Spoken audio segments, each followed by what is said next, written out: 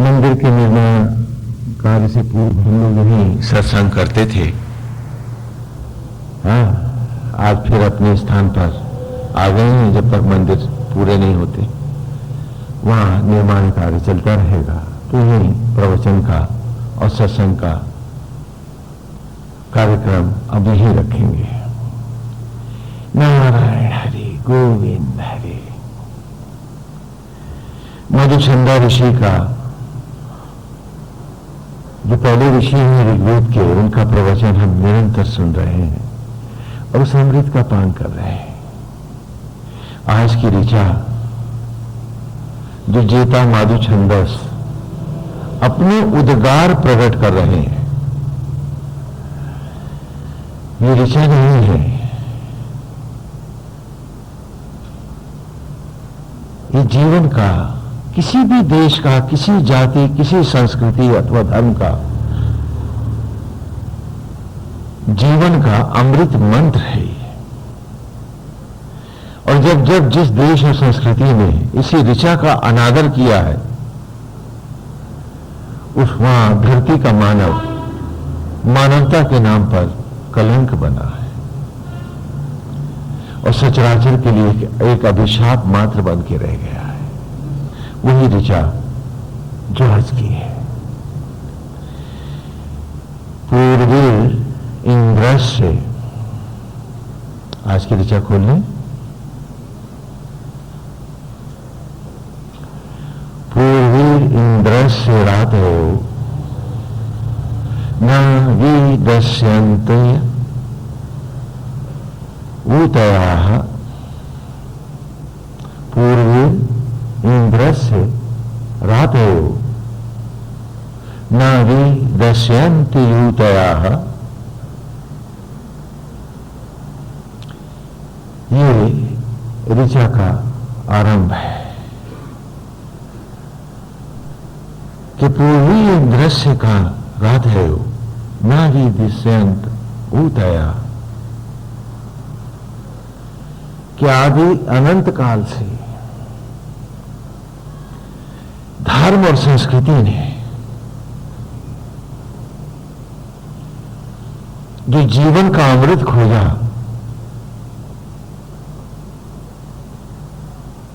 हे मधुचंदा, जब जब धर्म और संस्कृति से खो बैठती है तो तेरी राह खो जाती है और फिर मनुष्य पाप के मार्ग पर भटकते ही रहते हैं।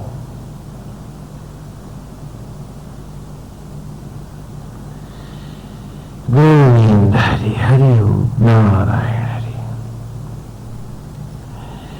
पूर्वी, यहां कई अर्थों में है ये ऋचा, बड़ा गहन सूत्र है ये, कि यदि बचपन में ही मन तुम्हारा नियंत्रण में नहीं हुआ। पूर्वी, आपका पूर्व काल कौन सा है? शिशु अवस्था। तो पूर्वी इंद्रस्य राते हो,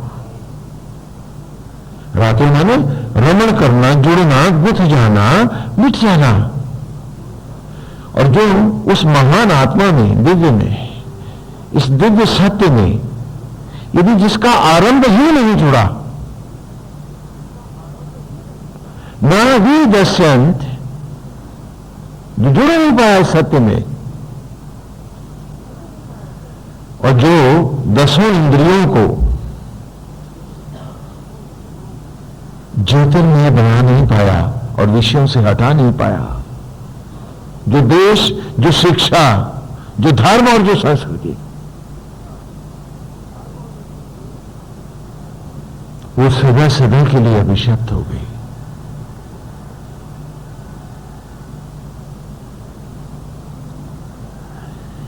उसने फिर कुछ नहीं पाया। और इसीलिए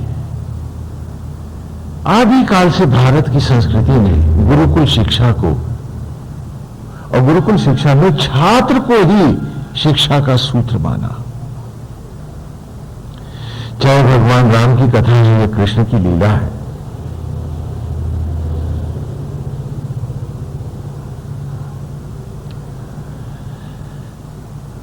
हर एक कथा में हम बालक को उसका स्वरूप पढ़ाते हैं। आज हमारा मन ईश्वर में नहीं लगता है। पूजा पाठ में हमारा मन बहुत देर तक टिकता है क्या? नहीं टिकता। क्यों? क्योंकि आरंभ में ही इसको नियंत्रण करने का प्रयास हमने नहीं किया। और गंगा तभी भरता है जब वो खाली होता है।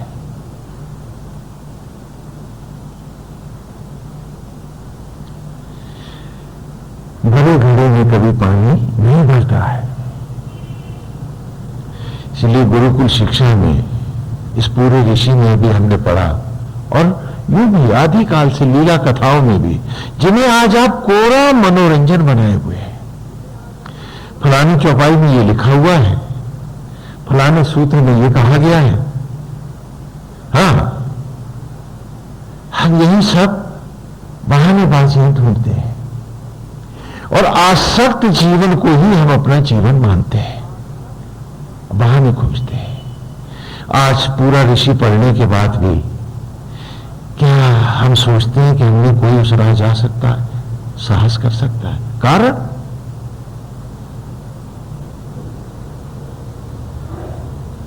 कि हमारा मन हमारे नियंत्रण में नहीं है। हमारा मन 10 जगह भाग रहा है।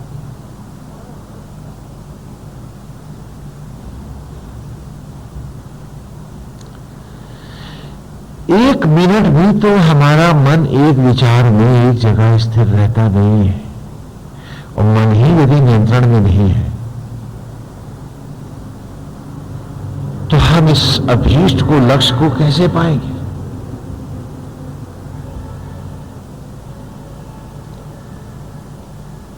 इस ऋचा का, इस पूर्वी को समझो। आज आप बच्चों को पढ़ा क्यों रहे हैं? कुछ ज्यादा और जाने, कुछ और पाएं, और सिर्फ अतृप्तियों के लिए, मैं और मेरों के लिए जिए। और गुरुकुल में हम बच्चों को उनका संपूर्ण जीवन क्यों पढ़ा रहे हैं? कि जिससे वे जीवन के सत्य को पाएं और मनुष्य योनि को व्यर्थ न जाने दें।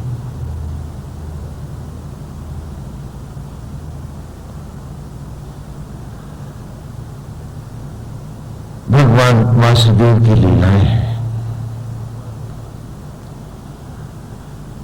कृष्ण की कथाओं में, लीलाओं में हम बच्चों को लीला कथाओं में ही उनका स्वरूप पढ़ाते हैं कि इस मन को नियंत्रण में लाने के लिए उसे क्या करना होगा। ये मन क्या है, आत्मा, ईश्वर क्या है, वो हम लीला कथाओं में दिखलाते हैं। कि भगवान श्री कृष्ण प्रकट कहां होते हैं? कंस की, और माता पिता का नाम है वसुदेव और देवकी। हमने खूब अच्छी से इन कथाओं को सुना है।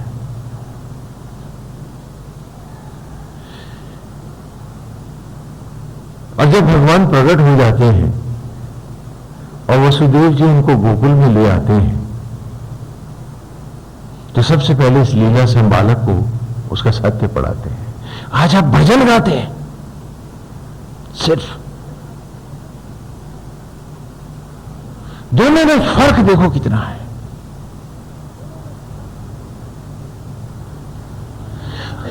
ना, और देखिए आपको एक मजेदार बात बतलाते हैं कि आप में से हर व्यक्ति को अपने अपने भीतर झांको। हर व्यक्ति को ये शिकायत है, पति है तो पत्नी उसका पूरा ध्यान नहीं रखती, उपेक्षा करती है, उससे आपको शिकायत है ना? सच बताओ भाई, है कि नहीं? और हर देवी को शिकायत है कि ये पति देवता जो है हमारा कोई ख्याल ही नहीं रखते, हमारा कोई उचित ढंग से व्यवहार नहीं करते हैं, हाजिर देखो तक अनादर करते हैं।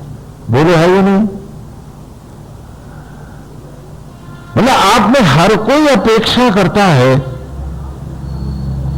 आप में प्रत्येक व्यक्ति अपेक्षा कर रहा है कि कोई उसकी उपेक्षा न करे।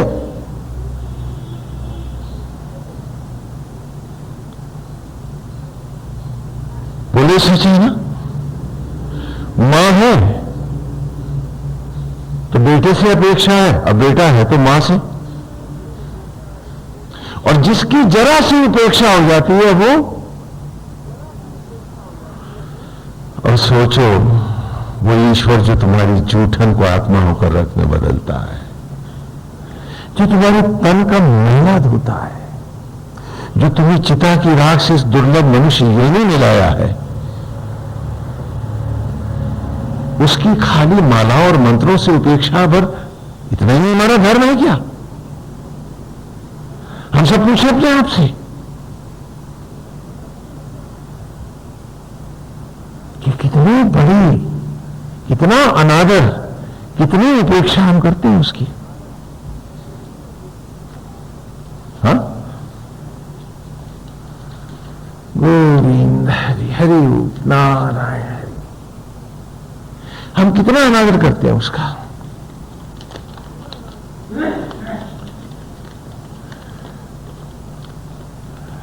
हम उसका कितना अनादर करते हैं।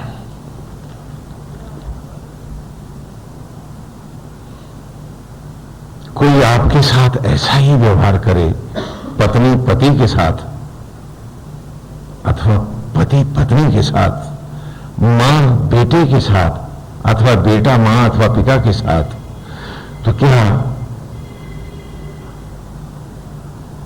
आपकी छाती फट न जाएगी? लेकिन कितना विशाल हृदय है कि उसने आपके इस अपमान और उपेक्षा को भी सहा है। आप उसका अपमान करते रहे हैं और आपने मन में ये माना है कि आप उनकी इज्जत कर रहे हैं।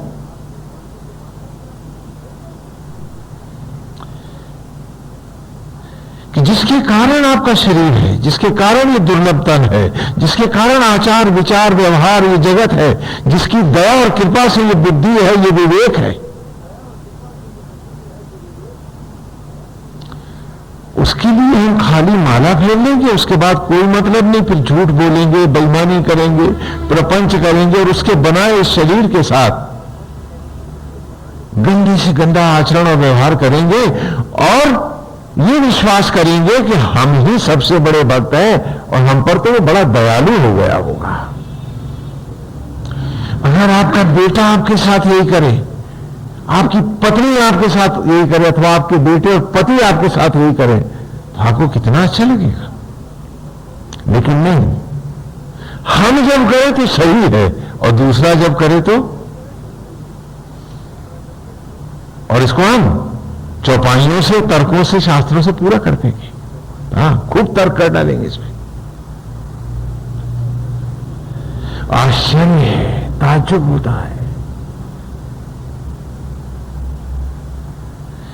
कि क्या हमारे पास गुरुकुल शिक्षा ना हटने से हम कितने खोखले और कितने कमजोर हो गए।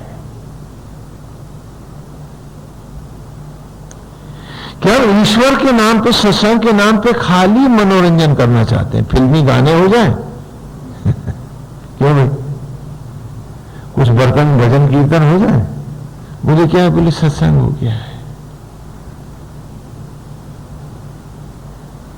अगर पत्नी भी कहे कि मैंने आपके भजन कीर्तन गा दिए हैं, रोटी रोटी नहीं मिलेगी, तो आपका दिमाग कितने आसमान चढ़ेगा, 7वें आसमान पहुंचेगा आपका। लेकिन जरा उसकी दया देखो, उसकी कृपा देखो कि उसने उफ तक न की है और फिर हर जूठन को रत में बदला है और नई धड़कन और नई सांस तुम्हें दी है। और कितने निर्धन होकर के जिए हो तुम, और तुमने पैसे कोई धन माना है।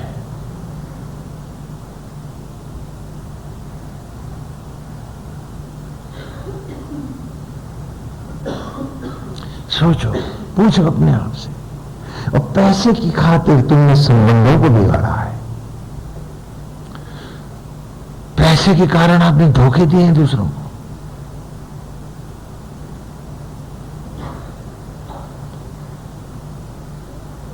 ईश्वर का तो भजन गा लेंगे स्वामी जी, जरा पूछे हम अपने आप से। आपने सम्मान मट्टी में, पैसे, मकान, दुकान और पद में खोजा है, नारायण के समर्पण में नहीं। क्यों? क्योंकि कोई सम्मानित अवस्था ही नहीं है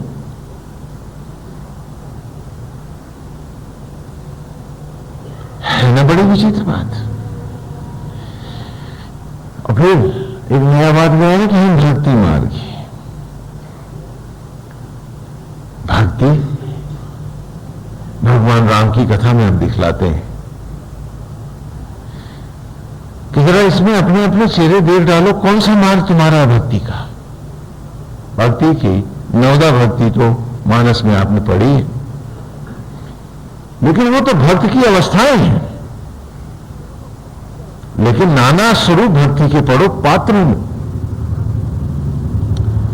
ईश्वर के प्रति समर्पित होकर जीना, ये समर्पिता भक्ति, इसका स्वरूप जानकी है। सदा मिले रहना, होने और ना होने का भी भेद मिटाकर, दूरियों को भी समाप्त करके सदा जुड़े रहना, ये भक्ति उर्मिला की है, ये योग है। आपकी कौन सी भक्ति?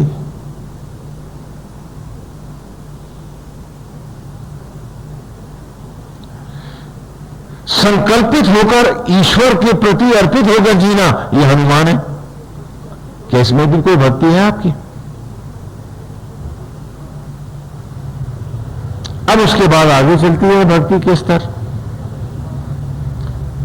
सुरसा भक्ति। देखिए देखिए, चुन लीजिए तो बता, अपने को तौलिए तो आप कहां खड़े हैं।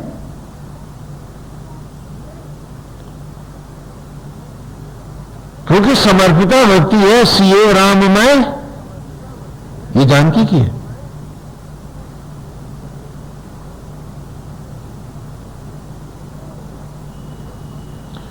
कि वो उसी में बस करके उनको अर्पित होकर ही जीना चाहती है।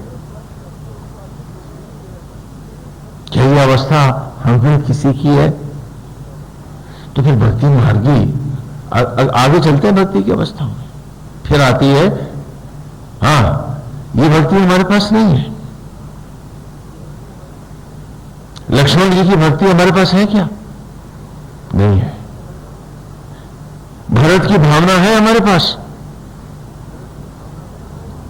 जो राम के प्रति उनकी हमारी है, अपनी ही आत्मा श्री राम के प्रति फुर्सत नहीं है। आगे चले। हनुमान तो संकल्प भक्ति है।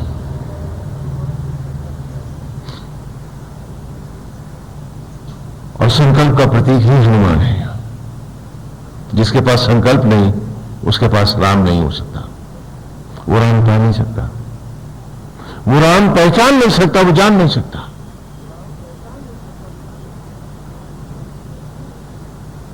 फिर आती है सुरसा भक्ति। सु माने दिव्य रसा, रस ले लेना, मनोरंजन कर लेना, भजन खा लेना। इस भक्ति का नाम क्या होना चाहिए? बोलो बोलो।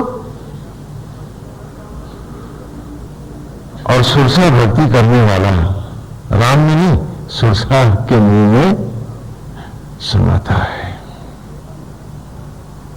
और आपने केवल सुरसा भक्ति को ही श्री राम भक्ति कहा, और सारे के सारे सुरसा नंदन बन के रह गए, सुरसा भोजन बन के रह गए। नंदन भी कहा कि केवल मनोरंजन कर लिया है, और मनोरंजन भी मन के लिए किया है, न कि श्री राम के लिए। क्योंकि उसके नाम पर तो हम कुछ भी त्यागने को तैयार नहीं है। राम नाम त्याग का नाम ही नहीं है।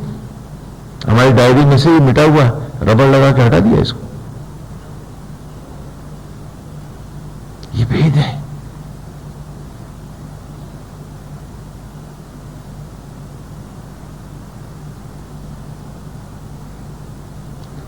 क्या आज हमारी भक्ति की अवस्थाएं क्या है?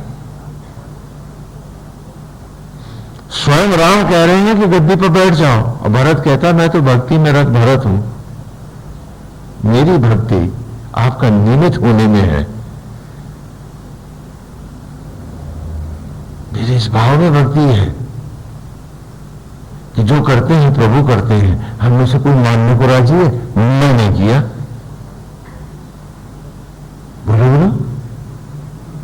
सुरसा भक्ति के बाद एक भक्ति और है, जिसे मारीच भक्ति आप कह सकते हो।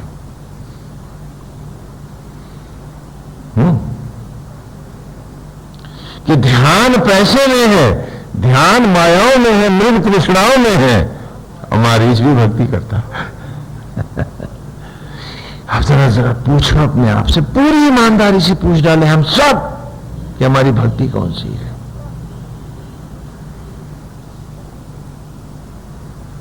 तुम्हारा मन एकाग्र कैसे होगा? हमें तो सुरसा प्यारी है, हमें मृग तृष्णाएं मारीच बहुत अच्छा लगता है।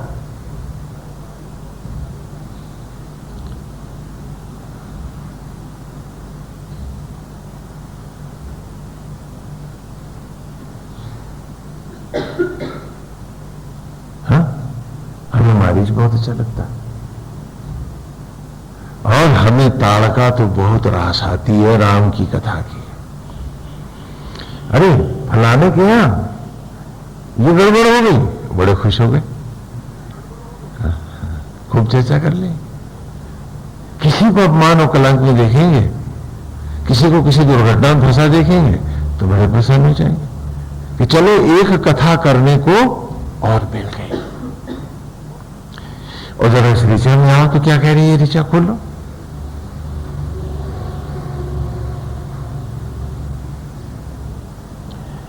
कि पूर्वी दृश्य रात है वो न विदश्यंत ऊतया, अलग अलग कर लो संधियों में। पूर्वी जिसने पूर्व काल में ही, आरंभ में ही, और जिस धर्म और संस्कृति ने अपने उद्गम के साथ ही इसे राह बनाया। किसे राह बनाया? कि पूर्वी इंद्र से रात है कि उस मन में नारायण को ही बसाया। विदश्यंत्य कि 10 इंद्रियों के विषयों का परित्याग करते हुए, और ऐसे विद्वता को भी जो मुझे सिर्फ भटकाती रहती है, इसका भी को भी नकारते हुए विशिष्ट भी माने विशिष्ट उतया ज्योतियों में हमारा वास हुआ। मन हमारा वहां जाकर निर्मल हुआ। यदि वाजस्य गोमता, और यज्ञों के द्वारा नई सृष्टि का बीज आरंभ में ही जिसके मन में पड़ गया। स्तोत्रेभ्य यदि वाजस्य गोमाता स्तोत्रेभ्य मन हते मघम,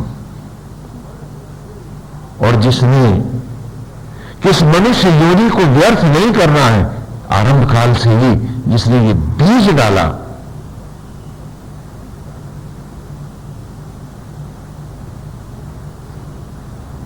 जिसके मन में ये बीज पड़ा कि वेद की स्तुतियों को, यज्ञों को और आहुतियों को ही मुझे जीवन का हर क्षण बनाना है, मुझे सत्य से परे नहीं हटना है, बाकी जगह संसार में भरत की तरह निमित्त होकर के जीऊंगा, प्रभु में मैं जानकी की तरह अर्पित होकर जीऊंगा। और अपने कर्तव्यों में मेरा संकल्प हनुमान की तरह पुष्ट होगा। मैंने राम की कथा गाने के लिए नहीं, भजने के लिए नहीं, जीने के लिए सुनाई थी। और तुम भजन गा करके मोक्ष पाना चाहते हो। कितना बड़ा धोखा और विश्वासघात हम अपने साथ करते हैं। और सिर्फ सुरसा भक्ति को ही और मारीच भक्ति को ही भक्ति मानते हैं, बाकी किसी पात्र से की भक्ति को हम मानते ही नहीं।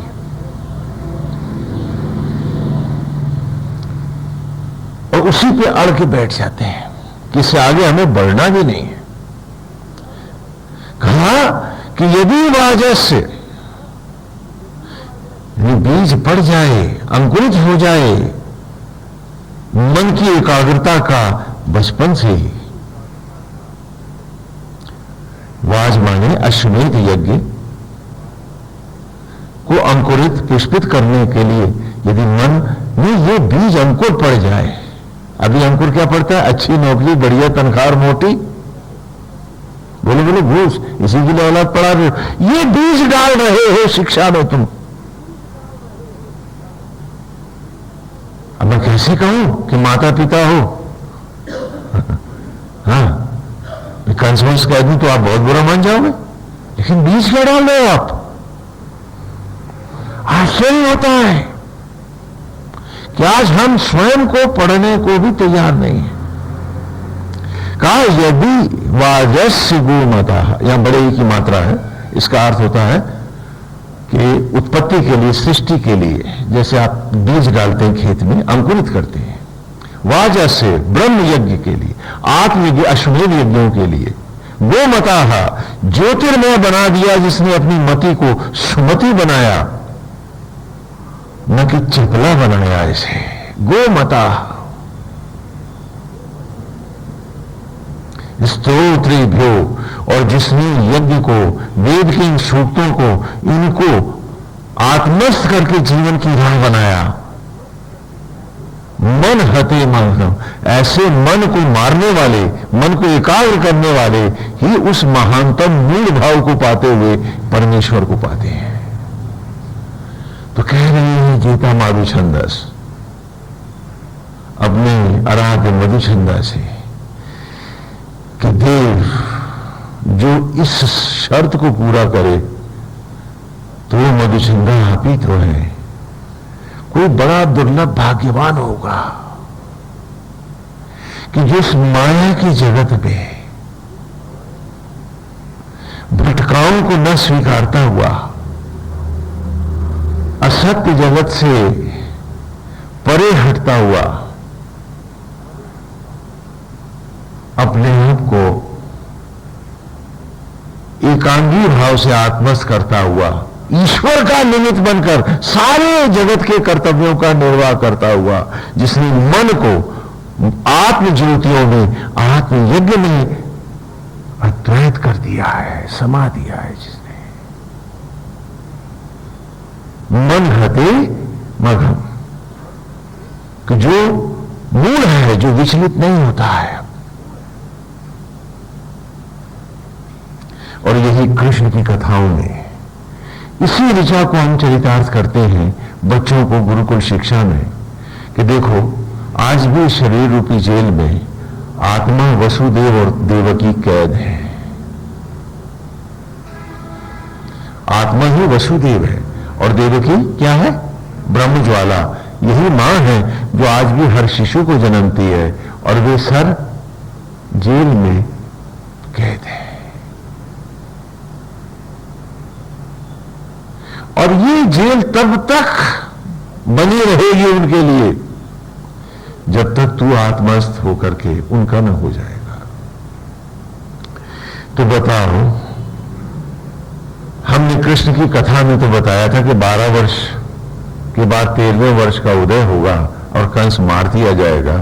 आप सब जरा अपनी उम्र के बरस गिन डालो तो, और आज भी कंस का राज्य है और वसुदेव और देवकी को जेल है, और आप कन्हैया जी खाली भजन गा करके और मन खुश कर लेना चाहते हैं और समझते हैं कि आपके कर्तव्य की इतनी सी हो गई। हाँ? कि 12 साल तक तो उन्हें रहना ही पड़ेगा जेल में। जब 13वें वर्ष के प्रथम दिन का उदय होगा, उतनी जेल तो वसुदेव और देवकी को भोगनी भी पड़ेगी। लेकिन क्या उसके बाद भी भोगनी पड़ेगी? और जिस धर्म और संस्कृति ने, जिस देश की शिक्षा ने, सोच और विचार ने इस तत्व को खोया है, वहां का मनुष्य पिशाच से भी कहीं निकृष्ट होकर और इस धरती का अभिशाप ही बन के जिया। और आज हमने हर व्यक्ति से शिकायत है। क्यों?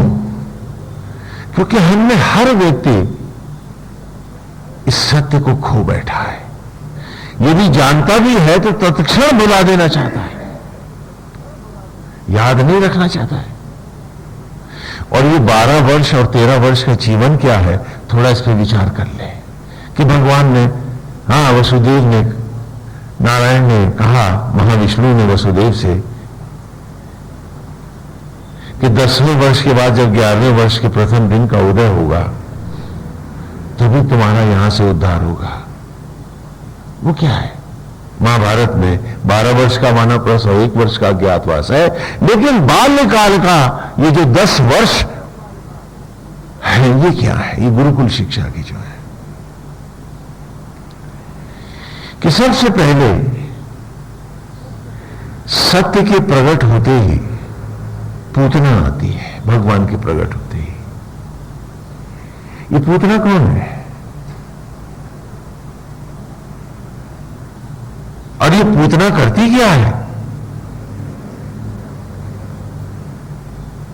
पूत माने होता है, पूत माने पवित्र, और ना माने नहीं। मेरे आचरण की, विचारों की, सोच की, मेरे स्वभाव की जो अपवित्रता है, इसे हम क्या कहेंगे? और ये पूतना क्या करेगी?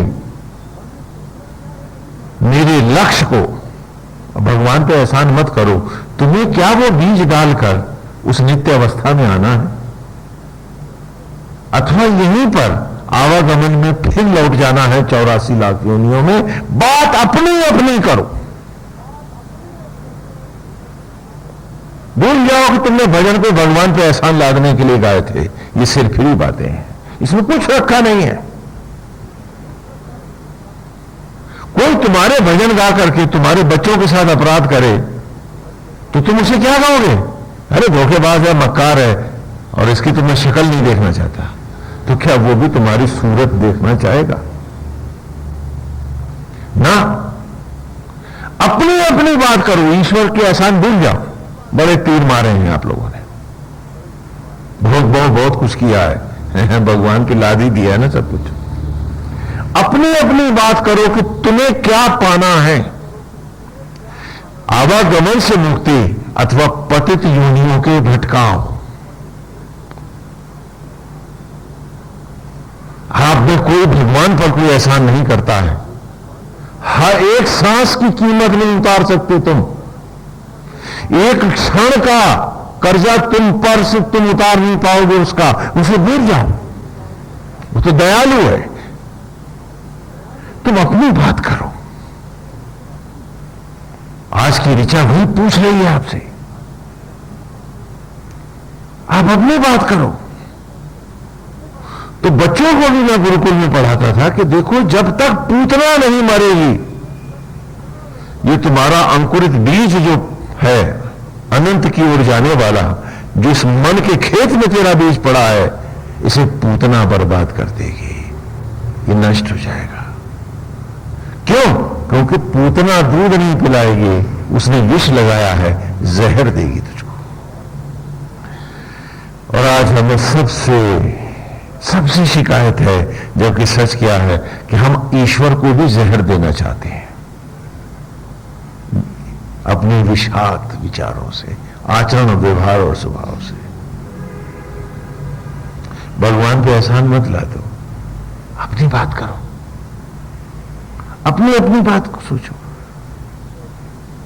कि क्या तुम अपनी मर्जी से इस मनुष्य योनि में आए हो, और क्या तुम कभी पाओगे इसे दोबारा अपनी इच्छा से? अपने आप से पूछो तुम, क्योंकि सत्संग सत्य का संग है, सुरसा भक्ति मनोरंजन नहीं है, और मृग तृष्णा भक्ति मारीच नहीं है।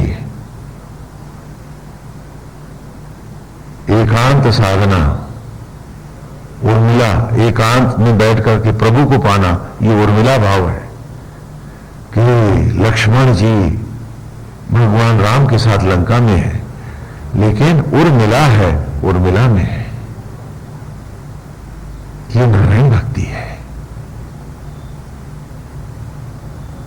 प्रभु के चरणों की सेवा नहीं छोड़नी है, चाहे सारा अवध छूट जाए, सारा साम्राज्य चला जाए, ये जानकी भक्ति है तुम्हारे पास? जरा से झूठ के लिए एक कहानी सुनाते हैं आपको। एक था वीर सिंह, बड़ा पहलवान था, वो हाथी को घूंसा मार देता था तो उसे गश आता था। तो वीर सिंह की बड़ी चर्चा थी। तो जिस राज्य का सेनापति वीर सिंह था, उसी राज्य के जंगल में एक यक्ष रहता था।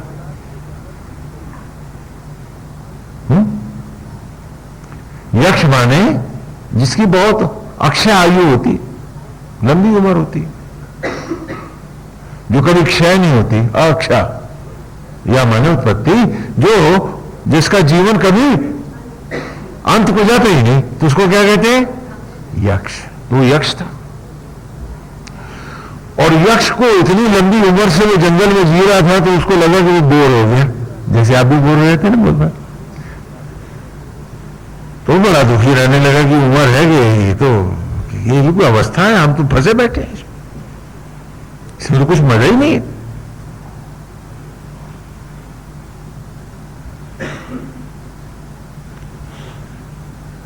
तो एक बार एक तपस्वी ऋषि आए, तो यक्ष ने उनके सामने अपना दुखड़ा रोया कि मैं यक्ष हूं, मेरी तो अक्षय आयु है, महाराज अब इस योनि में रहते रहते मैं उब गया, आप तो बड़े तपस्वी हो, सिद्ध हो, कुछ कृपा करो, अब मेरी योनि बदल दो। तो उन्होंने कहा किसी योनि में जाना चाहता है? कहना मुझे यक्ष के अलावा कोई योनि पता ही नहीं कैसी होती है, आप बताओ।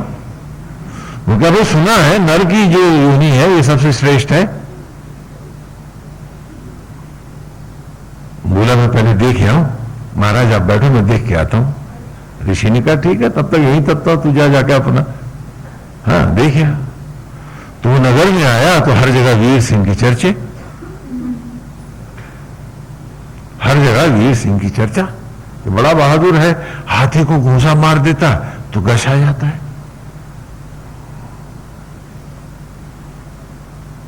तो उसने कहा लाओ इसी को आजमाया जाए, मनुष्यों में ये बहुत बहादुर है। और यक्ष उसके सामने प्रकट हो गया। अब उसकी टखने तक तो आ नहीं रहे थे वीर से, और ये हा हा होती उसने रूप भरा और कहा आ लड़ मेरे से। जो वीर सिंह ने देखा तो उनकी धावा बिगड़ गई। बोले भाई मैं आदमी से लड़ लेता हूं, आप तो आपसे मैं कैसे लड़ पाऊंगा, आप तो पैर के नीचे कुचल दोगे। तो बोला बोल फिर तू डरपोक है, तू कायर है। उसने कहा मैं भी कायर डरपोक, मेरा बाप भी। गायब हो गया वहां से।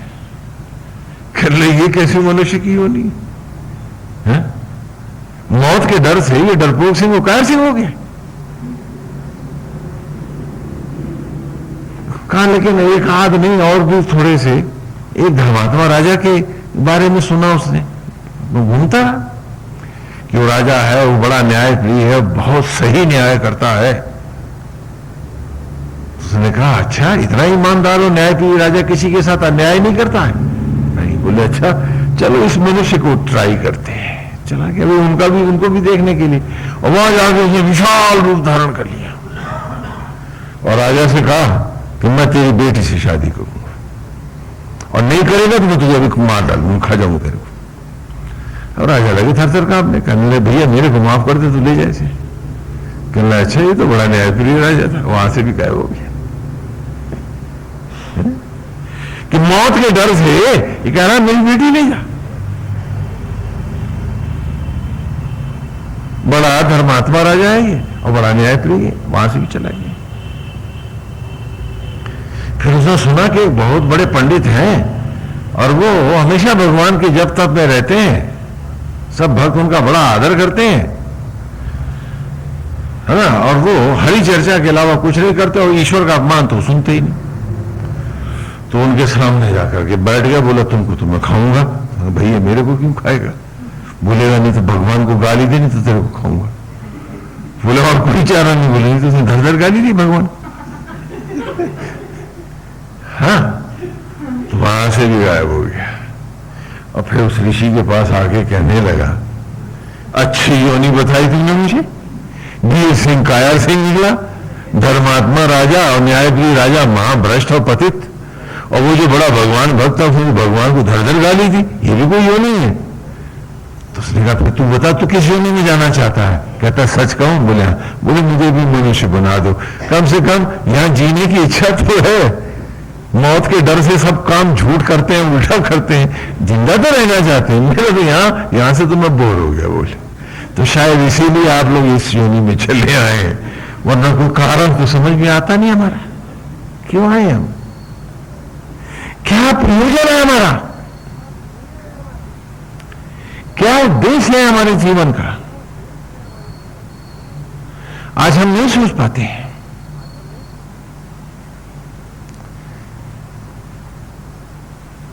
कि एक ट्रांजिट कैंप में हम आए हुए हैं और सुर और असुर का भी यही विचार था। असुर ने कहा कि ये भोग की योनि है, और जब भोग की योनि की बात आई तो कहा वीर भोग्या वसुंधरा, नारी भी भोग्या है, इसका कोई अधिकार नहीं है, ये तो मट्टी के खेत की तरह है। लेकिन सुर ने कहा नहीं, ये तप योनि है, इसलिए ये नवदुर्गा है। प्राणी मात्र की समर्पित सेवा और ईश्वर के निमित्त होकर तपते हुए सत्य को पाना ही मनुष्य योनि का उद्देश्य है, और दूसरा कोई हो नहीं सकता।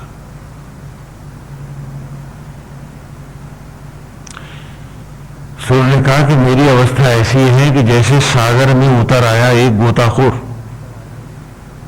जब गोताखोर पानी में उतरता है तो अपने शरीर को पूरा एक चैम्बर पहन लेता है,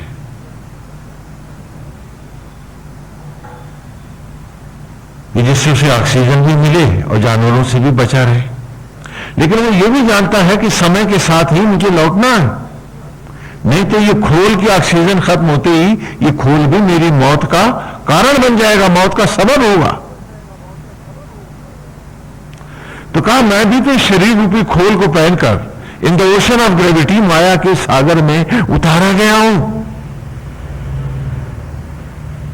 तो मैं इसे कैसे भोग की योनि मान लूं? क्योंकि सागर में उतरा गोताखोर वहां भोग के लिए नहीं गया है। क्यों गया है? अरे कुछ अनुसंधान करने गया है, कुछ ज्ञान पाने गया है, कुछ मोती रत्न खोजने गया है, और उसे समय से पहले लौटना जरूरी है। अगर सागर में उतरा गोताखोर सागर की तलहटी पे बैठा अपनी वस्तु स्थिति को भूल जाए और सोचे कि यहां जमीन तो बड़ी फोकट की, अलावा मकान बना ले, तो क्या होगा? मकान शायद बन भी जाए, वो तो मर ही जाएगा, और मकान भी तुम्हारे भी बनते हैं और तुम सब मर जाते हो। क्यों? क्योंकि तुम अपनी अवस्था को भूल गए हो।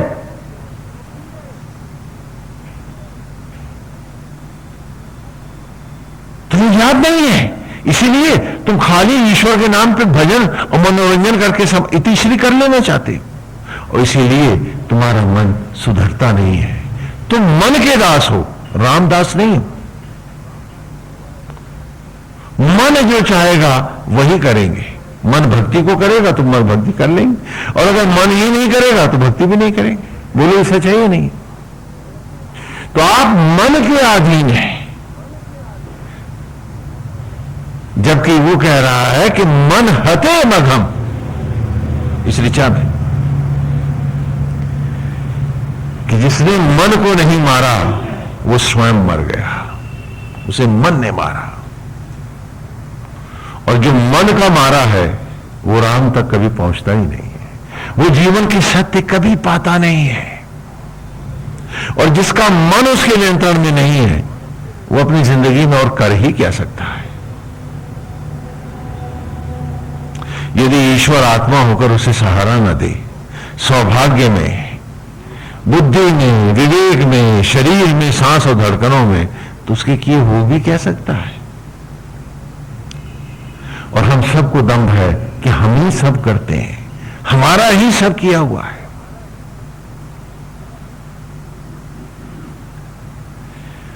इसीलिए गुरुकुल शिक्षा में अच्छी नौकरी, बढ़िया तनख्वाह और मोटी घूस के लिए इस धर्म और संस्कृति ने, आपके पूर्वजों ने आपके पूर्वजों को शिशु अवस्था में नहीं पढ़ाया था, जो आज आप कर रहे हैं।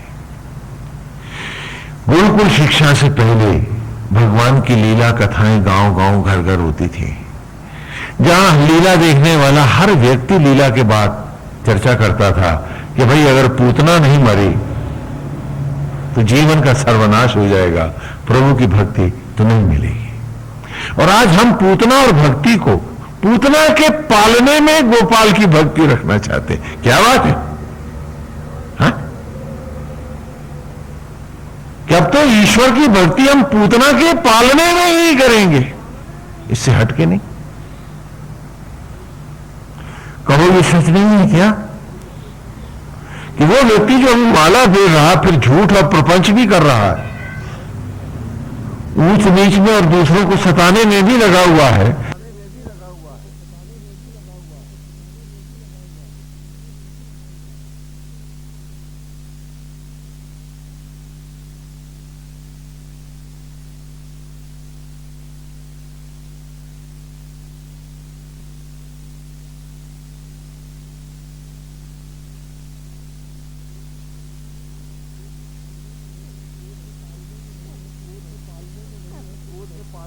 कि गोद में पालने में नहीं है, कृष्ण भक्ति तो कहां है? हमसे पूछे अपने आप से कि क्या आज मेरी भक्ति का जो मेरे ध्यान का जो कृष्ण है उसे यशोदा नहीं मिलेगी? कौन मिलेगी? पूतना मिलेगी, और तुम्हारी भक्ति परवान चढ़ेगी। हम पूछे अपने आप से।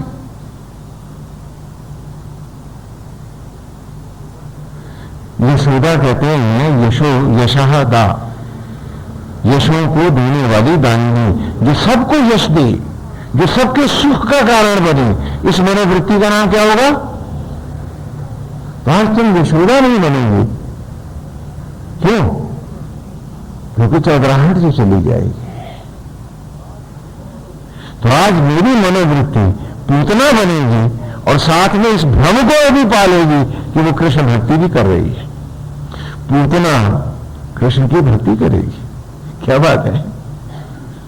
और जब मारी गई पूतना तो हम बच्चों को पढ़ाते हैं कि नहीं, जिसने आज अपने मन के इस विषय को नहीं मारा, जिसने इस मनोवृत्ति को मार करके पूतना से यशोदा नहीं बनाया, उसका सारा जीवन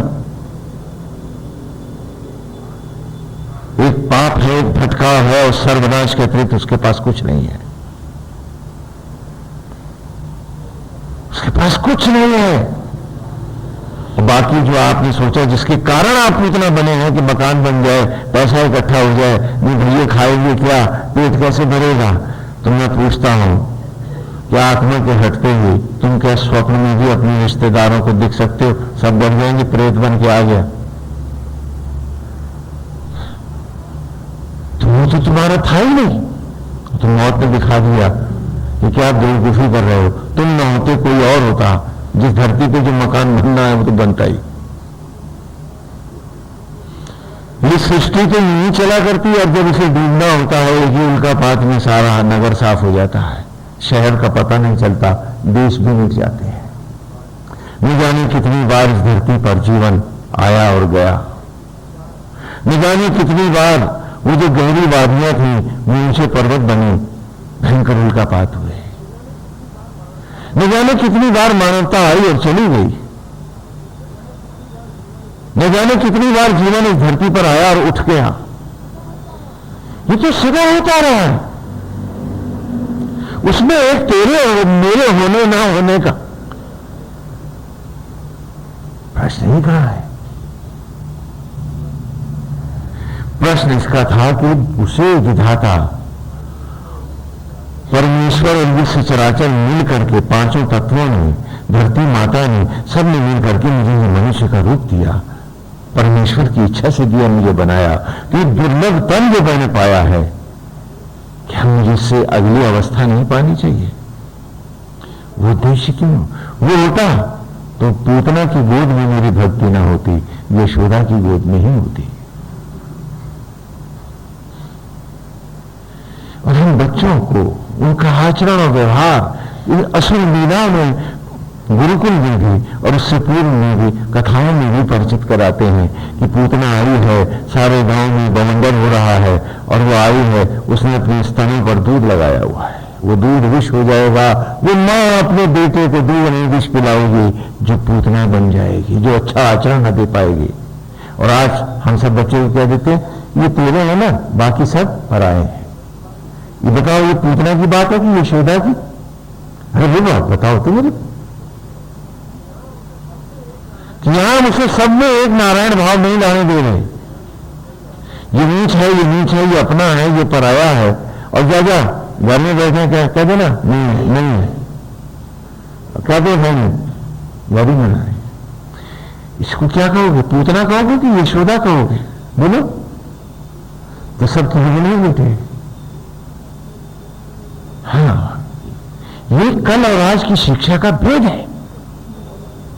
और जब पूतना मारी गई है तो तृणावर्त उसका भाई आया है। तृण माने तिन का, आवर्त माने भवंडर। बड़े विस्तार से हमने इन कथाओं को सुना है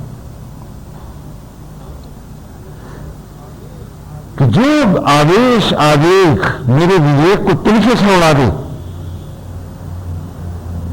वो तृणावर्त ही तो है। और तृणावर्त भगवान को उठा के नष्ट करने आता है। और जिसने हमारी बुद्धि को, विवेक को, भक्ति को समाप्त कर दिया, हमें गुस्से में पागल कर दिया, जिसने हमारे आचरण नष्ट कर दिए, तो हम तृणावर्त की ही तो दोस्त हो गए। इसी प्रकार केवल मटेरियल को ही सब कुछ मान के जीना, अपनी जिंदगी की गाड़ी को भरते रहना, ये शरटासुर है। कि गाड़ी भगवान उलट देते हैं कि नहीं, ईश्वर को नीचे डाल करके जो भौतिकताएं भर रहे हैं, उनकी गाड़ियां तो उलट ही जाएंगी, मौत उलट देगी उसको, और दोबारा स्वप्न में भी नहीं आ सकते। घर में तो क्या आएंगे ये लौट के, सारे घर वाले डर जाएंगे और मरते कहेंगे इनकी गोया कराओ, इनका ब्रह्म कपाल कराओ, ये भागे, पीछा ना करें कहेंगे हमारा, ये हमारे थोड़े ना। सब डरेंगे, सब भयभीत हो जाएंगे।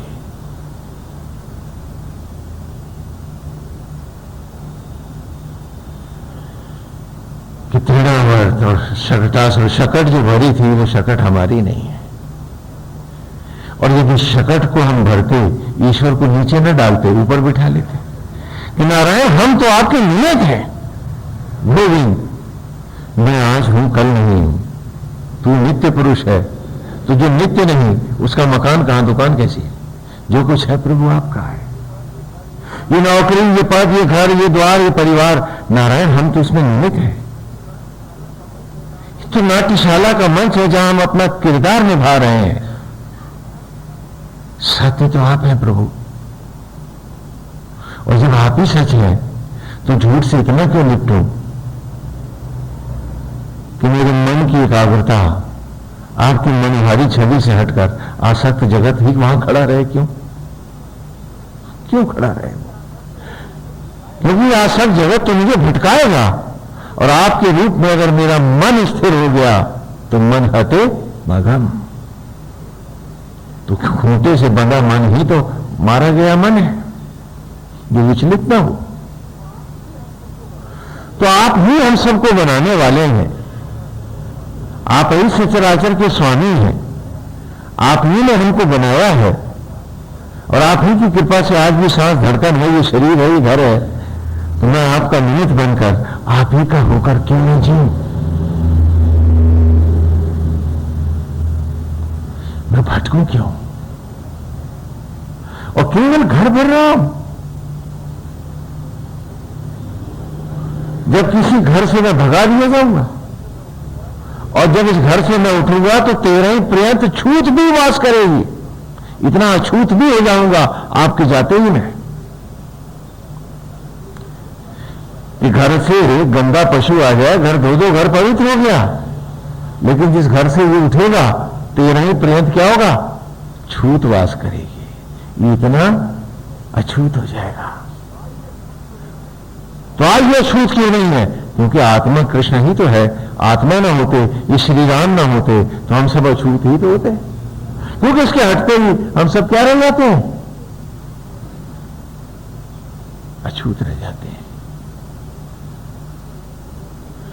तो जिसके छूने से ही हम छूत हैं, वरना अछूत हैं। उसी को हम भुलाए बैठे हैं और वहां क्या कर रहे हैं? भजन गा रहे हैं, माला फेर लिया है, आंख मीच ली है, हाँ, बगला भक्ति कर ली हमने।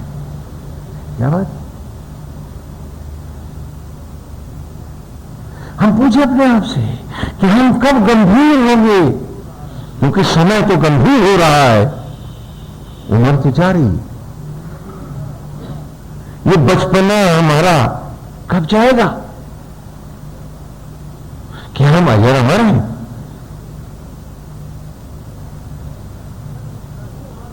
क्या शकट भरना ही हमारा धर्म है? और अगर यही धर्म था तो हमें तो मकान बहुत अच्छे बनाए, फिर हम मरे क्यों? हमें तो उम्र और लंबी मिल जानी चाहिए थी कि हमने बढ़िया काम किया। मौत और जल्दी क्यों आ गई? उम्र के पूरे 125 साल भी नहीं मिले, बीच में टिकट काट दिया गया। क्यों? क्योंकि सारे शास्त्रों में 125 वर्ष की आयु है मेरी। तो ये मैंने खुद ही श्राप बन के अपनी उम्र भी खा ली क्या रोटी के साथ? हम पूछे अपने आप से। ये ईर्ष्या, द्वेष, घृणा, लोभ, मोह, आसक्तियां अपनी उम्र खाने की बात ही तो है। क्योंकि हम किसको चबा रहे हैं? अपने मन की शांति को, अपने सुखों को ही तो दांतों में चबा रहे हैं, जो दांत पीस रहे हैं। तो उम्र ही तो खा रहे हैं। और मैं गुरुकुल में बालकों को पढ़ाता हूं, ये 10 वर्ष का भगवान का जीवन, ये 10 वर्ष की असुर लीला है कि जिसमें इसने इस 10 साल में पूर्वी इंद्रस्य रातयो, जो इस 10 वर्ष के जीवन में आरंभ में ही जिसने अपने मन को नियंत्रण में करके आत्म ज्योतियों में, विशिष्ट ज्योतियों में उतरा, आत्मा की रस्सियों में नहीं बांधा, उसका मन भाग गया। और फिर ईश्वर उसके लिए कोरी औपचारिकता भर बन के रह गया। वो व्यक्ति जो अपने साथ मजाक करता है, आंखों की होते हुए भी स्वयं को अंधा करता है कि मानता है कि भक्ति कर रहा है, तो फिर आसक्ति क्यों कर रहा है? ये कभी पूछता नहीं वो अपने आप से। वो समझता है वो सबसे बड़ा भक्त हो गया है, जबकि मैं बच्चों को पढ़ा रहा हूं और बच्चों की समझ में एक एक पात्र आ रहा है, और आपके ईगोस हैं, आपके क्रोध हैं, आपके द्वेष हैं, आपके लोभ हैं, आपके मोह हैं।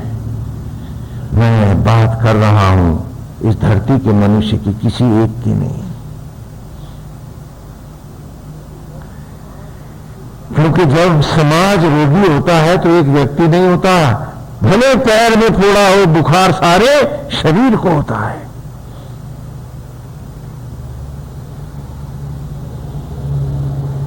बड़ी विचित्र बात है।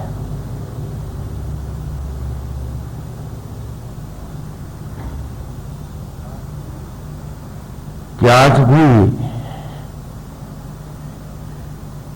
ईश्वर के नाम पर देने वाले लोग हैं।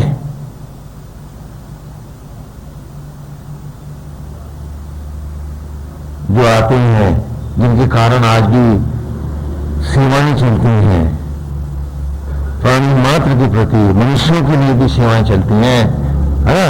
अभी भी भाव ईश्वर का है, लेकिन उनकी क्या बात करें जो ईश्वर के नाम पे बटोर रहे हैं। हाँ, वो भी इन कपड़ों में ऐसे भी है ना। जब समाज रोगी होता है तो शरीर की तरह सर से पैर तक रोगी होता है। इसलिए जो ऋचाएं हैं वो हम सब के लिए है। कोई भी सत्य से परे नहीं है और सत्य से ऊपर कोई नहीं हो सकता है। ईश्वर ही अंतिम सत्य है।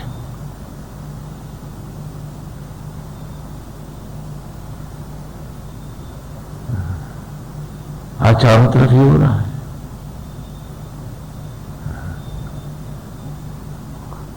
कि हर कोई पैसे के लिए जी रहा है, जबकि पैसा तो आना जाना है, वो तो आता जाता रहेगा। नदी मुकद्दर की है, चाहे पानी चुरा लो, चाहे ब्लैक मार्केट करके पानी निकाल लो, चाहे मिलावट करके पानी निकाल लो, पानी मुकद्दर भर ही लाओगे तुम और व्यर्थ के पापी हो जाओगे तुम। आज तुमको एक कथा सुनाते हैं तखत रामलाल की। रामलाल तखत की कथा सुनाते हैं, तखत की कहानी सुनाते हैं। उस तखत का नाम था रामलाल। अभी तो राम भक्त है ना, बड़ी माला भी नहीं है, बड़े भजन गाए हैं और नहीं सुधारा है तो मन को नहीं धोया है तो अपने अंतर मन को नहीं धोया है, अपने आचरण और व्यवहार को नहीं धोया। वहां हर कमजोरी पर एक चौपाई की चौपाई बनकर के चिपकाए हैं हम। कह रहे तो इसमें भी लिखा है, अगर मैंने ऐसा कर लिया तो क्या है। क्यों भाई?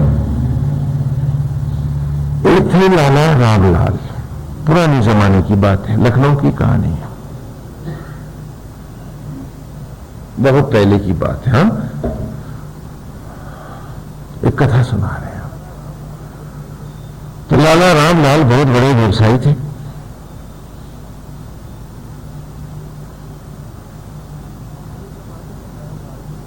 और उस जमाने में बैलगाड़ियों पर ही सामान लाद कर लोग चलते थे, सड़कें अड़कें नहीं होती थी, कच्चे पक्के रास्ते होते थे, उन्हीं पे बैलगाड़ियां चलती थी, मोटर गाड़ियां भी नहीं थी, बिजली भी नहीं होती थी। उस जमाने की कहानी है। और लोग उधर का सामान उधर ले जाके बेचते थे, फिर उधर से भरे इधर बेचे, ऐसा व्यवसायी लोग किया करते थे। तो गाड़ियों पे माल लाद करके लाला रामलाल जो थे वो जाते थे, दूर दूर तक बेचते थे, पैसा कमाते थे और लौटाते थे। रामलाल की एक विशेषता थी, उनमें कोई दुर्गुण नहीं था, लेकिन एक मतलब के अलावा उनका कोई ईश्वर भी नहीं था। राम की कथा भी उन्होंने कराई या हवन यज्ञ भी कराया, तो क्यों? क्योंकि हाकिम राम भक्त जो आ गया है, जरा रुआब पड़ेगा। आप लोग भी तो लाउड स्पीकर लगा के हवन यज्ञ की कथाएं कराते हो, रामलाल की सुना रहा हूं, आपकी नहीं। तो रामलाल ने अगर कथा भी कराई तो इसलिए कि जरा हाकिम पे रुआब पड़ेगा, जरा सा समाज में प्रतिष्ठा होगी, वरना राम से क्या लेना देना रामलाल को। ऐसे समय में एक बार लाला रामलाल अपने बहुत सारे सहयोगियों के साथ बैलगाड़ियों में माल भर के बेचने के लिए गए।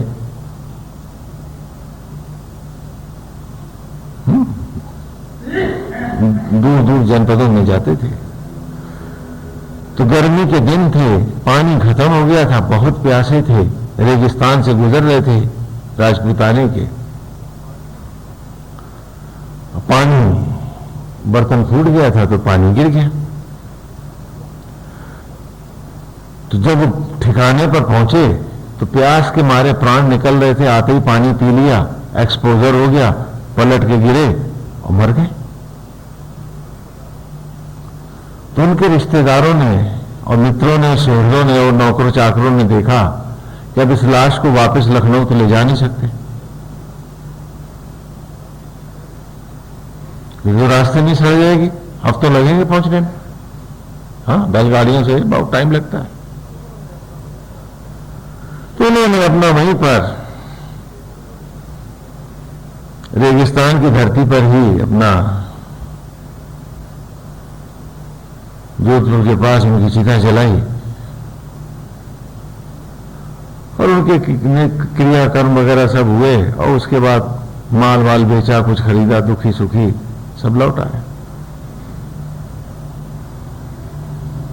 रामलाल का शरीर जल गया। तो आत्मा ने, रामलाल की आत्मा राम ने रामलाल से कहा कि रामलाल, मैं अब तेरा उद्धार नहीं करूंगा, मैं अब तेरा उद्धार नहीं करूंगा। मैंने हर सांस धड़कन तुझे दी निष्काम भाव से, तू 4 सांसें भी मेरी बिना मतलब की सेवा में लौटा नहीं पाया है। मेरी भक्ति भी करे तो ठगती के लिए। बता मैं तेरा उद्धार कैसे करूं? तो अब मैं तेरा उद्धार नहीं करूंगा, मैं तेरे लिए शरीर नहीं बनाता, पड़ा रहे प्रेत योनि में। और रामलाल का जो आत्मा राम था वो चला गया। सुन रहे हैं आप मेरी बात? अपने आप से पूछ लीजिएगा कि जब आपकी वो अवस्था आएगी तो आप कैसे मनाइएगा अपने ही आत्मा राम को? क्यों बनाएगा दोबारा शरीर, और क्यों देगा तुम्हें सांसें और धड़कनें? क्यों देगा तुम्हें जीवन फिर से?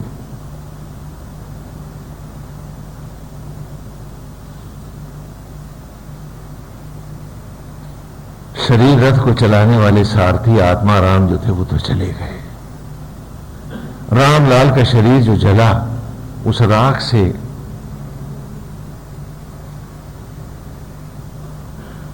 ने पानी का संग किया, नालियों में डोलती फिरी। अब उस समय के साथ धीरे धीरे वो एक पेड़ का रूप धारण कर गई। अब लाला रामलाल बन गए पेड़ रामलाल। और हम सब में बहुतों के तन वहीं टंगते हैं जाकर, वहीं से लौटते भी हैं हम, ये मत भूलो। और आज तुम्हारा जो परिवार है वो सचराचर है, वो तुम्हारा नहीं है, ये मेरे हैं, बाकी पराए हैं। और इसे तुम यशोदा मनोवृत्ति कहोगे तो फिर पूतना मनोवृत्ति कौन सी होगी? पूछो अपने आप से।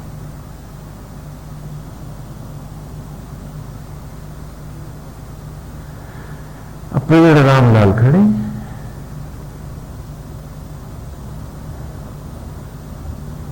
पेड़ रामलाल खड़े, और सारथी ने कहा है कि मैं तेरा ही उद्धार नहीं करूंगा, तो बाकी सब राख जो है फलों में लौटती है, और ये हजरत तना बन गए। तो फल लौटे और फिर यथा योनियों को चले गए, क्योंकि आत्मा राम उनका उद्धार कर रहा है, इनका उद्धार ही नहीं है, फंसे पड़े। इन्हीं से होके हर राख जा रही है ऊपर, अन्न में, फलों में, और जो जो खा रहे हैं उनके यहां, उन्हीं के देह में, वो रक्त मांस के कणों में और गर्भ में शिशु के रूप में लौट जाते हैं बाकी सब। लेकिन बेचारे रामलाल तो तना रामलाल बन गए पेड़ का, लौट ही नहीं सकते, क्योंकि उसने कहा है कि वे मतलबी,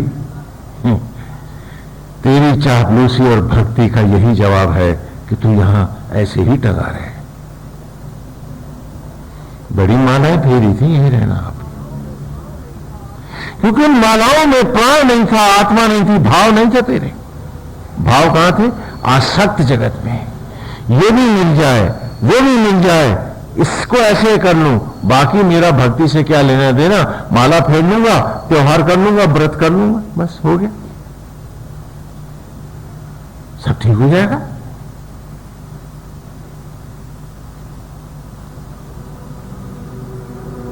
यही तो सब कुछ था।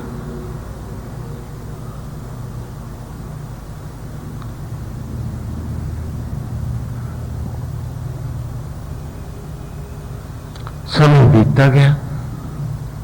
लाला के ही वंशज जो थे बेटे, वो आ गए, उन्होंने वहां पर भी एक दुकान खोल दी, हाँ जोधपुर में भी। तो लाला जो थे वहीं खड़े थे। उन्हें क्या मालूम कि हमारा पुरखा यहां एक पेड़ का तना बना पड़ा। समय के साथ सारथी अब पुकार रहे हैं कि भगवान मेरा उद्धार कर दो। अब पुकारोगे तो तप है, और तब पुकारोगे तो प्रायश्चित है, कोई तप नहीं है। और अब तुम्हारे पास आसक्तियों में तपने का के लिए टाइम छोड़ा है, राम की कौन परवाह करेगा? वहां तो नाटक कर लेंगे हम।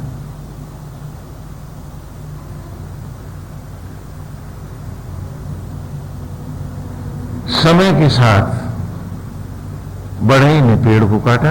अब उसे ये थोड़ा ना पता कि वो रामलाल को काट रहा है। अब फिर उसने उसको चीर करके उसके पटरे बनाए, हाँ, और उसका एक बढ़िया तखत बनाए। अगर जब वो बड़े ही जाने कि ये रामलाल है तो आरी वसूली छोड़ के भाग न जाएगा। वो तो जानता है कि पेड़ के तने की लकड़ी है, काट रहा है वो। तो तखत बन गए रामलाल, और उसमें उसने बहुत बढ़िया नक्काशी वकाशी करी, और 100 रुपए में सस्ते जमाने में बिके तखत रामलाल। हाँ, उस जमाने का लखपति 100 रुपए में बिका। इस कहानी में अपने अपने चेहरे भी देख लेना तुम। सारी चौराहट ठगी यहीं धरी रह जाएगी हम सबकी। सारे नाटक तुम्हें कहां ले जाएंगे? अपने आप से झांक के भीतर अपने अंतर से पूछ लेना।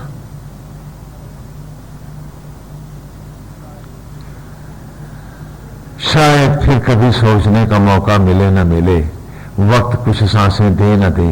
आज तो पूछ ही डालें हम अपने आप से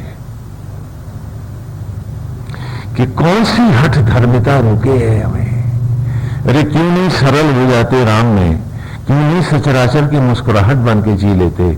आओ राम ही की मुस्कुराहट बने, राम का ही चरित्र लें, उसी का शील लें, और आओ जीवन को और श्री राम की भक्ति का उन्माद बना दे, नशा हो जाए कि जैसे रखोगे रहेंगे, तेरे में रहेंगे, और सब में तेरा भाव रखेंगे। अब और झूठ और प्रपंच नहीं करेंगे, अब और पाप की ओर नहीं जाएंगे। जो पाप हो गए, तू तो कोटि जन्मों के पाप एक क्षण में नष्ट करने वाला है। तू तो दयालु है, अतिशय कृपालु है, हम पे दया कर। काश हम कहते हैं जब जागो तब सुबह है, काश एक क्षण हमारा जागने का हो जाए कि क्यों पाप करते हो, क्या बटोरते हो, क्या जाना साथ तुम्हारे।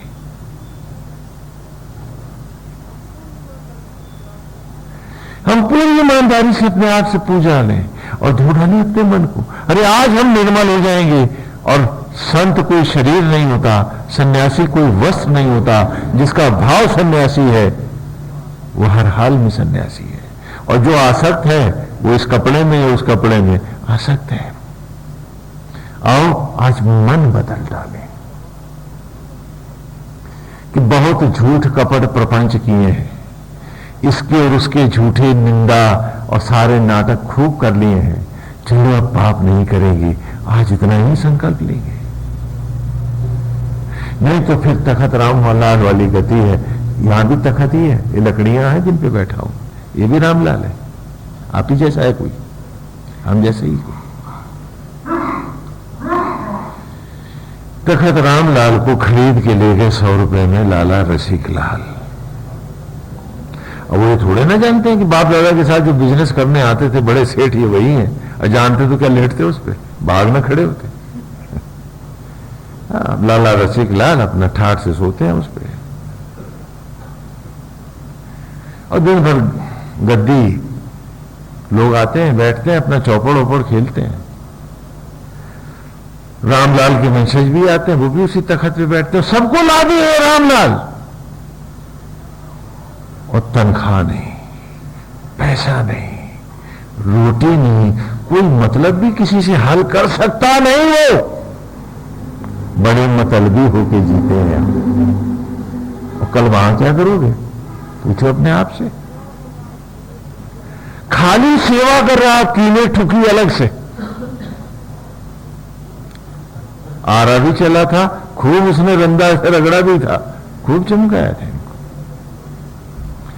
कितनी दुर्गत अभी और करानी है हमको, हम पूछे अपने आप से। क्यों पाप कर रहे हैं, क्यों झूठ में जीना चाहते हैं, क्यों प्रभु की मनोहारी छवि में डूब जाते हैं, खो जाते हैं, और उसके रूप का नशा करें कि फिर और कोई नशा ना हो। जो उसका रूप चढ़े तो फिर बस राम ही राम हो। जैसे मधुचंदा और कृष्ण अब अलग अलग नहीं दिखते हैं वेद की इस ऋचा में। वहां देख रहे हैं माधुछंदस, और कह रही हैं कि होगा कौन मधुचंदा, गेहूं चलेगा इस राह पर। पूछ रहे हैं हम सबसे, क्योंकि ये तो मनुष्य मात्र का मार्ग है। यदि वो मनुष्य है तो हम पूछे अपने आप से,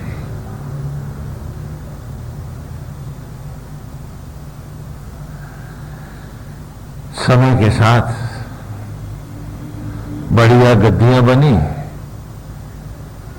और वो डल्लो पिल्लो के गद्दे ले आए रसिकलाल जी, तो सरप्लस हो गए तखत रामलाल, बेकार पड़े, आंगन में डाल दिए गए।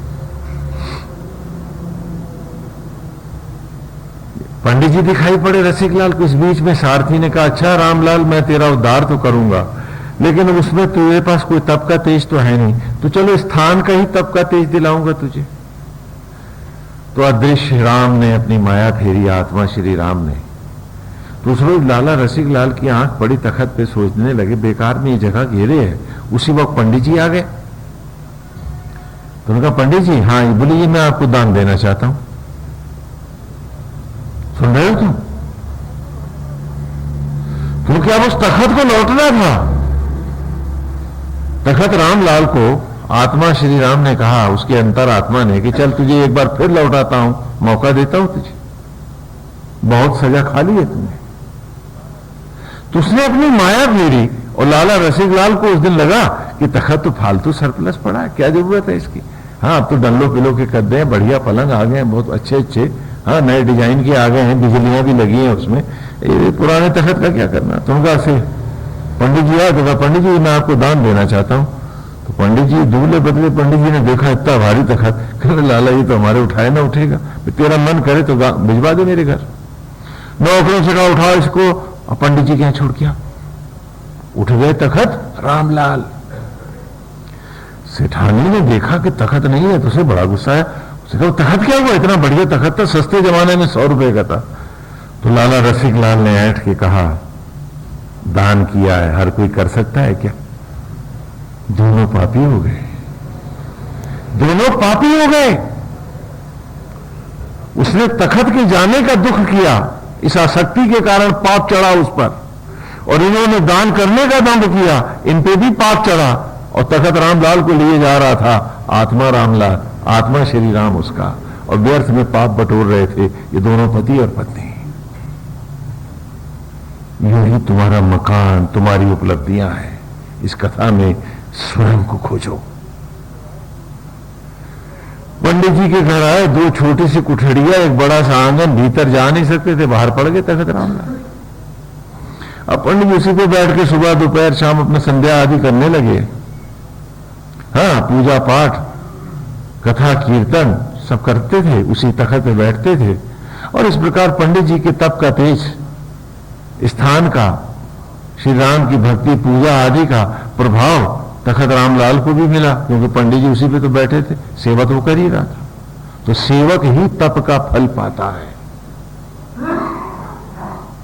जो सेवक नहीं है, जो स्वामी बनने की कोशिश करता है, पाप उसके गले आता है, और जो निमित्त सेवक बनता है, तप का सारा अंश वही ले जाता है। सुन रहे हो मेरी बात? और ठेकेदार बनते हैं हम।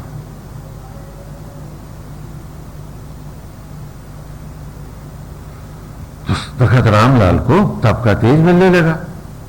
पंडिताइन को वो तखत फूटी आंख नहीं भाता था, क्योंकि जब भी आंगन लिपने के लिए बेचारी नीचे घुसती थी, पानी और धूप की मार खा के उसमें लकड़ी की फांसें कीलें निकल आई थी, तो उसकी साड़ी फट जाती, कभी उसका बदन खरोच जाता, तो उसको तो पूरा राक्षस नजर आता था तखत रामलाल। लड़के आए होली दो चंदा मांगने, कि होली है हमें चंदा दो, बोली इस मुंह को ले जाओ। उठ गए तखत रामलाल। पंडित जी आए, उन देखा क्या है, सुना आंगन, कहले पंडिताइन तखत क्या हुआ? बोली क्यों, दान लेना ही जानते, देना नहीं जानते, काहे गुस्सा कर रहे हो? अरे हमने दे दिया होली में। पंडित जी बड़े दुखी हुए। लोग फिर दोनों पापी हो गए। और तखत रामलाल को लिए जा रहा था सारथी आत्मा, उसका लौटना जो था रामलाल को।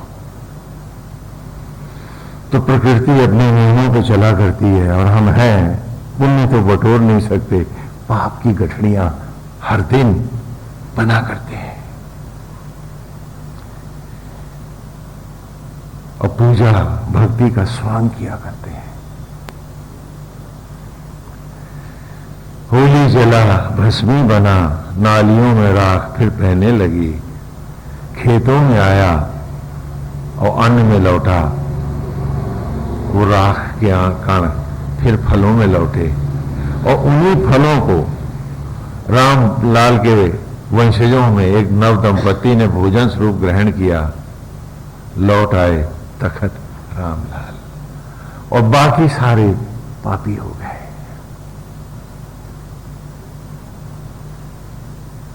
तो ये मत सोचो कि तुम आज बच सकते हो। एक एक सांस की कीमत का जवाब तुझे देना पड़ेगा। एक एक क्षण जो हमने प्रभु से पाया है, हमें उसका उत्तर देना पड़ेगा, चाहे तखत बन के प्रायश्चित में दें या अभी तप के द्वारा उसी के होकर जी करके हम उसको उसी में निपटा दें। ये गुरुकुल शिक्षा के ये सुंदर संदर्भ होते थे। तब संस्कृति में बालक को आत्मा से जोड़ना है, आज अच्छी नौकरी, बढ़िया तनख्वाह और मोटी घूस के लिए पढ़ाना है। और आज की ऋचा यही कह रही है, आज की ऋचा में हमने यही पढ़ा है कि पूर्वे इंद्र से रातयो नावी दस्यंति ऊतया, कि जिसने आरंभ में ही अपने मन पर नियंत्रण नहीं किया, अपने मन को नारायण में नहीं बांधा, और एक नारायण का होकर जीने का जिसने संकल्प नहीं लिया, और जिसने व्यर्थ की विद्वता को भी नकार दिया, वो विद्वता जो विनाश के लिए जाए वो विद्वता नहीं है। विदस माने ना ही दस्यंतस्य ऊतय शब्द है ना, तो यहां संधियां अलग अलग कई जगह लगती हैं। विद माने ज्योति, ज्ञान, बुद्धि, विद्वान, है ना। तो जिसकी विद्वता मन को भटकाने के लिए नहीं कि फलाने के घर क्या, दिखाने के यहां क्या होता, जो इस प्रकार के व्यर्थ की बातों में अपने मन को उलझाए रहते हैं, उनकी विद्वता भी तो उनके विनाश का कारण बनती है। विद्या वही है जो मुझे मेरी अंतरात्मा के साथ एकाग्र से रूप से बांध दे और मुझको निमित्त धर्म सिखाए, जिससे मैं पाप नहीं तप बटोरूं। क्योंकि जब नारायण के प्रति भरत की भक्ति हमारी आती है तो हम पाप से सदा के लिए मुक्त हो जाते हैं, और हर कर्म, क्योंकि हम ईश्वर को अर्पित होकर कर रहे हैं, तो हम उसके पुण्य और पाप के लेपन से आत्मा की भांति ही परे हट जाते हैं।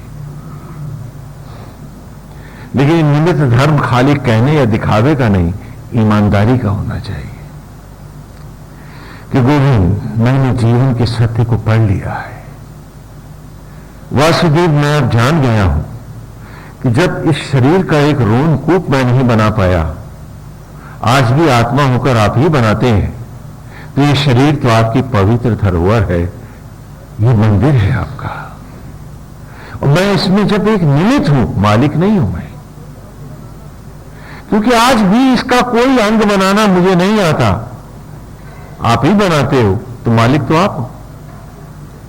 मैं केवल इसमें एक ट्रस्टी, एक निमित्त ही तो हूं, और जब इस शरीर में निमित्त हूं तो बाहर मालिक कहां से हो जाऊंगा,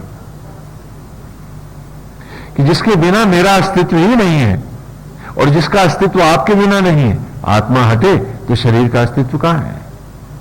तो जब ये सत्य है तो मैं इस सत्य को अंतिम रूप से स्वीकारता हूं कि आज मेरा संकल्प है, मेरी सौगंध है,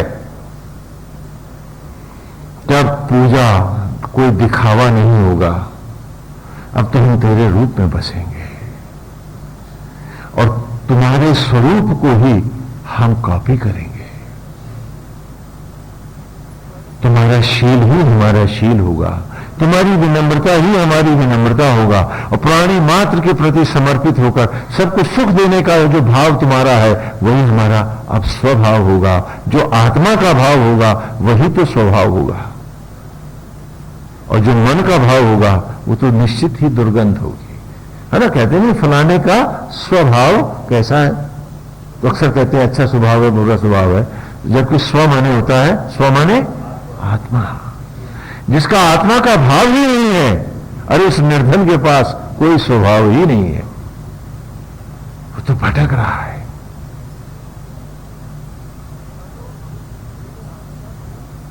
उसका तो मनुष्य योनि में आने का कोई कारण ही नहीं है, वो निष्प्रयोजन है।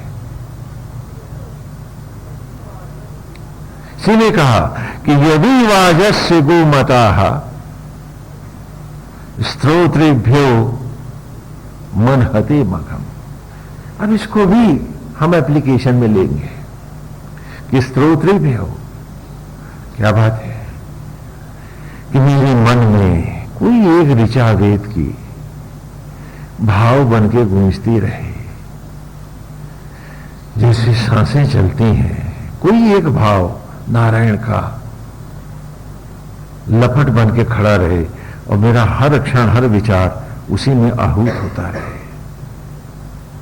गोमता, और ज्योतियों की तरफ ही मेरी मति बनी रहे, भाव सदा प्रभु में रहे। क्या हम जी नहीं सकते ऐसे? सारा दिन आपका मन, आपकी बुद्धि, आपके विचार कोई काम नहीं करते हैं, व्यर्थ भटकते रहते हैं। थोड़ा समझो इस बात को। और जो अपने मन को, मन हते मघम, जो अपने इस मन को नहीं मारता है, ये मन उसको मारता है, ये सदा याद रखना। तो मन को नियंत्रण में रखने के लिए एक ज्योति की रस्सी जरूर रखो, वी ऊतया, वो डोरियां, वो ज्योतियों की रस्सियां जरूर होनी चाहिए कि मेरा मन इनमें बंधा रहे। तुम्हारा मस्तिष्क ऐसा है कि एक साथ कई कई काम करता है, तो तुम्हें कोई समस्या नहीं आनी चाहिए।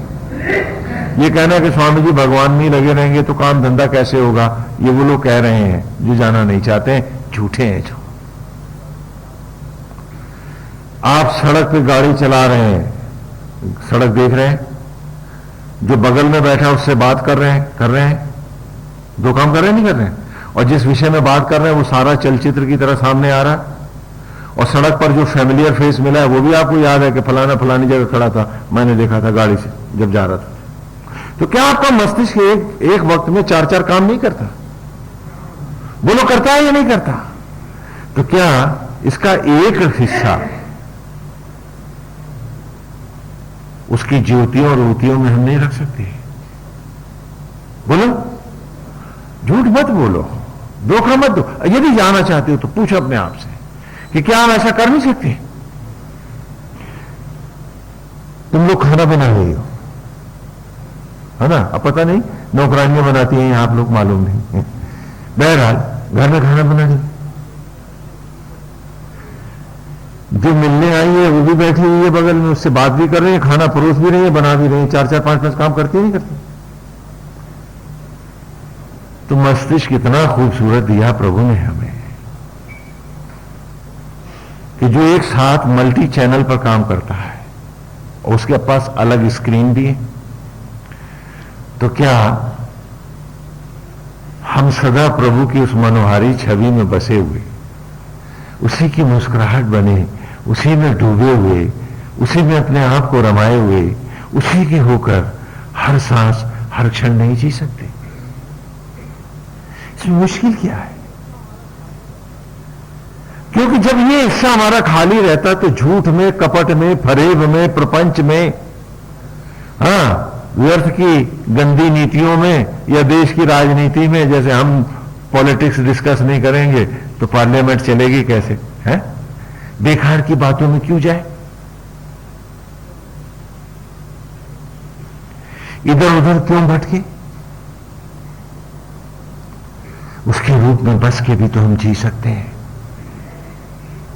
क्योंकि हमारा मस्तिष्क निर्विघ्न होकर के चार चार पांच पांच कार्य एक साथ करता है।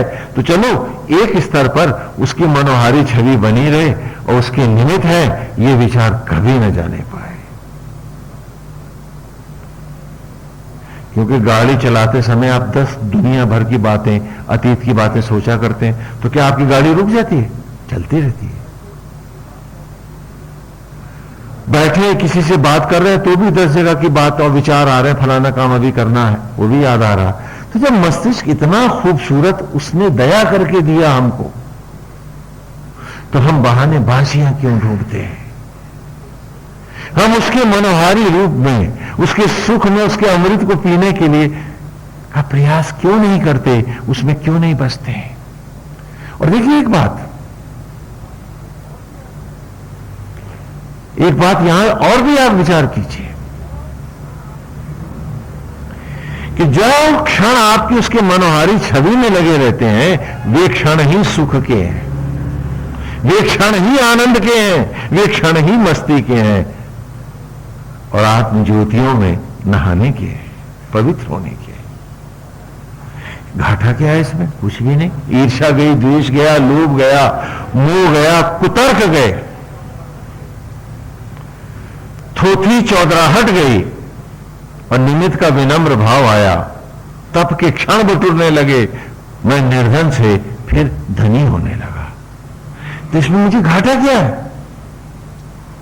दूसरों को सुइयां गढ़ा करके, दूसरों को अपमानित करके, किसी के खिलाफ झूठे प्रपंच करके जो हम अपना समय बर्बाद कर रहे हैं, दूसरों को के साथ गंदे विचार ला करके मन को जो हम अपने अशांत कर रहे हैं, तो क्यों ना मन को सुंदर मनोहारी छवि में रखें और उस मनोरम रूप का निरंतर रसपान करें।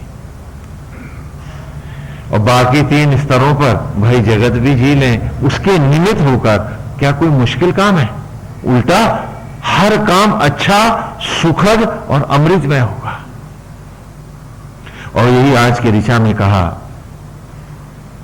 कि पूर्वी इंद्र से रात है कि आरंभ में ही जिसने अपने मन को ईश्वर में ही मिठा दिया, हाँ, जैसे आटा गूंथते हैं ना, रात है गूंथ दिया,